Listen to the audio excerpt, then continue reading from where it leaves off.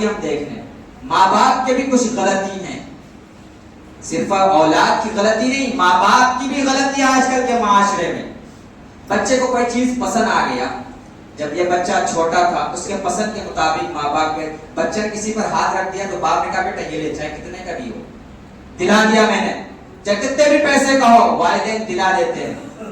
کسی کپڑے کو پسند کیا وہ بھی دلا دیا، کسی کھلونے کو پسند کیا وہ بھی دلا دیا، لیکن جب یہ بچے اور بچیاں جوانی کی دہلیز پر چڑھتا ہے، اور جوانی کی دہلیز پر چلنے کے بعد اگر یہ بچے اور بچیاں اپنی پسند کا اظہار کر دے تو باپ اور ماں اسی سے مخالفت کرنے لگتے ہیں، تو نے پسند کا اظہار کیوں کر دیا؟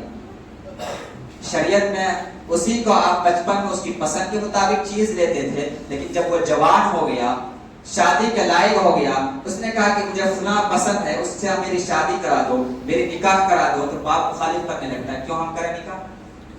تو بچہ اسی وقت سے باپ کے بغاوت لگ جاتا ہے، ماں کی نافرمانی کرنے لگتا ہے۔ شروع میں آپ نے اس کی پسند کا خیال رکھا، لیکن جب جوانی کو گیا آپ نے اس کی پسند کے اگنور کر دیا۔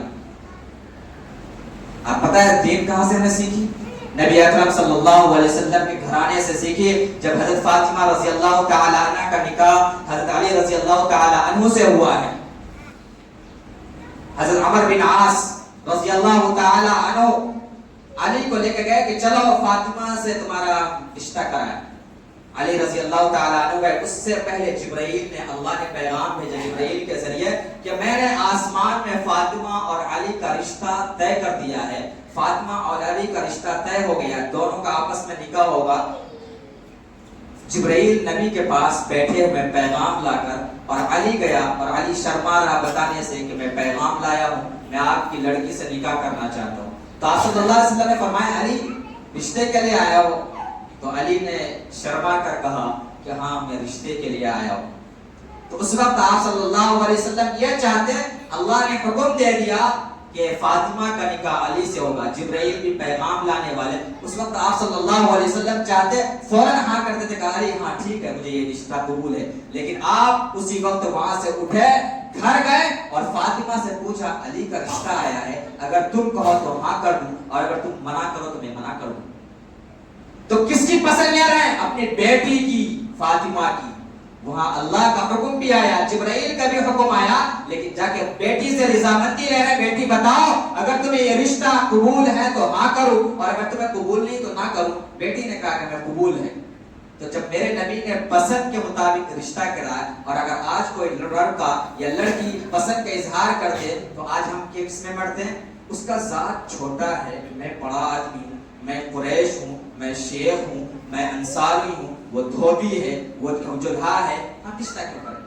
آج ہم رشتوں کے اختلاف میں ہیں، جس کی وجہ سے آج ہماری بہنیں، ہماری بیٹیاں بھنگیوں کے ساتھ، غیر مسلموں کے ساتھ رشتہ بنا رہی ہے۔ اس وقت ہمیں فکر نہیں ہے اگر ہماری رشتہ کسی مسلم کے ساتھ بننا تو ہم ذات دیکھتے ہیں کہ ہم قریشی ہیں، ہم شیخ ہیں، ہم انصاری ہیں، ہم کیسے نیچے میں رشتہ دے دیں، کیسے ہم اپنے بچوں کا رشتہ نیچے میں کرا لیں۔ آج ہماری یہ حالت ہے۔ میرے بھائی وہ نہیں دیکھو، بلکہ رشتہ یہ دیکھو کہ سامنے والا کلمہ پڑھنے والا ہے کہ نہیں، سامنے والا قرآن کو ماننے والا ہے کہ نہیں، سامنے والا دیندار ہے کہ نہیں، سامنے والا اسلام کے مطابق زندگی گزارتا کہ نہیں۔ اگر اسلام کے مطابق زندگی گزارتا چاہے کسی ذات سے ہو، اسلام کو تو ماننے والا ہے، مسلمان تو ہے، کلمہ پڑھنے والا تو ہو، تو رشتہ میں کیا دقت ہے؟ لیکن ہم انا کا مسئلہ بنا لیتے ہیں کہ ہم نہیں کر سکتے اپنی بیٹی کا رشتہ، ہم نہیں کر سکتے اپنے بیٹے کا رشتہ، تو جس کی وجہ سے تو بچے بھی اپنے والد کی نافرمانی کرنے لگتے ہیں۔ تو اسلام نے دونوں کو درجہ دیا ہے، باپ کا حقوق ہے تو باپ کے اوپر بیٹے اور لڑکیوں کا بھی حقوق ہے، اگر لڑکے کے اوپر باپ کا حقوق ہے تو دونوں طرف سے رشتہ بنتا ہے۔ اگر آپ چلیں کہ ہم ہماری ہی چلے تو ایسا نہیں ہوگا۔ اگر کوئی لڑکا، ایک بات بتا دیتا ہوں، یہاں جوان لڑکے لوگ بیٹھے ہیں، اگر کوئی لڑکا کسی کو پسند کر رہا، آپ اگر اس کی رشتہ کہیں اور کرا دیں، خدا کی قسم وہ پوری زندگی گناہ کے اندر ملوث رہے گا، وہ لڑکا بھی اور وہ لڑکی بھی، کیونکہ اس کے دل میں کوئی اور ہے، آپ نے گھر میں کوئی اور بسا رکھا ہے، تو اس سے وہ محبت نہیں کرے گا، سامنے والے سے کر ہی نہیں سکتا محبت، کر ہی نہیں سکتا پیار، وہ تو اسی سے کرے گا نا۔ تو گناہ کس کو ہوگا ساری زندگی؟ اس والد کو، اس والدین کو جس نے جس وقت بچے نے اظہار کیا تھا کہ مجھے فلاں پسند ہے اور اس اظہار کو ٹال کر دوسرے رشتہ کرا دیا تھا انا پرستی کی وجہ سے، تو پوری زندگی وہ ماں باپ گناہ میں گرفتار رہے. میرے بھائی یہ کیا ہو گیا؟ کوئی پسند آ سکتا ہے، کسی کو بھی آ سکتا ہے کوئی پسند. دنیا کے اندر تو ہر چیز پسند سے لی جاتی ہے. گاڑی آپ پسند سے خریدتے ہیں، کپڑے آپ پسند سے خریدتے ہیں، سب چیز آپ پسند سے خریدتے ہیں. لیکن جب بیٹے کی پسند آ جائے، بیٹی کی پسند آ جائے تو آپ اگنور کر دیتے ہیں، منع کر دیتے ہیں، ہم نہیں کر سکتے. میرے بھائیو، دین اسلام کو سیکھو. دین اسلام کیا کہنا چاہتا ہے، شریعت کیا کہتا ہے. اس لیے اگر آپ نہیں کریں گے ایسا تو خدا را جو معاشرہ بگڑ جائے گا، آپ کے بچے آپ سے ٹوٹ جائیں گے، آپ کی فرما بردار نہیں ہو سکتے.